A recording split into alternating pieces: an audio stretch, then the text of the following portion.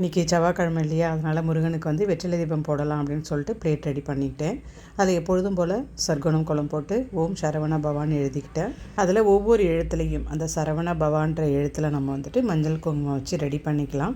நடுவில் வந்துட்டு நான் வெத்தலை வைக்கலை, ஏன்னா அதில் வந்து நம்ம வந்து ஓம் விளக்கு நான் ஏற்ற போகிறோம் அப்படின்றதால அந்த இடத்த விட்டுட்டு மற்ற எல்லா இடத்துலையுமே நான் வந்து வெத்தலையை 6 வெத்தலையும் வச்சுட்டு நம்ம ரெடி பண்ணி வச்சுக்கலாம். 6 வெத்தலையிலையுமே நம்ம மஞ்சள் குங்குமம் வச்சு ரெடி பண்ணிக்கலாம். காம்பை கிள்ளி எடுத்துடலாம். நம்ம இப்போ விளக்கும் ரெடி ஆயிடுச்சு. அபிஷேகம் பண்ணி நம்ம வந்து பிரசாதம் வந்துட்டு அந்த மாதிரி ரொம்ப பெரிய படையில் தான் படைக்கக்கூடாது. இந்த மாதிரி சிம்பிளாக வந்து படைச்சிக்கலாம்.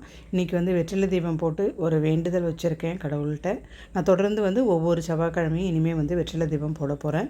அதே மாதிரி டெய்லி வந்துட்டு கந்த சஷ்டி கவசம் படிக்கிறது. முன்னாடி பார்த்திங்கன்னா எப்பொழுதுமே 48 நாள் தொடர்ந்து படிச்சுக்கிட்டே இருப்பேன்.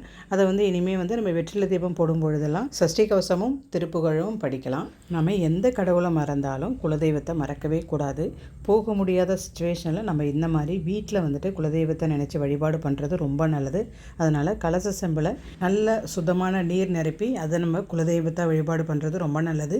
இன்றைக்கி செவ்வாய்க்கிழமை செவ்வாய் ஹோரையில் வெற்றிலை தீபம் போட்டு சூப்பராக சாமி கும்பிட்டு முடிச்சிட்டேன். அதுவும் குலதெய்வத்தையும் இன்றைக்கி நான் வந்துட்டு ஆவாகனம் பண்ணி பூஜை பண்ணதில் ரொம்ப சந்தோஷம். மீண்டும் ஒரு அடுத்த வீடியோவில் சந்திக்கலாம்.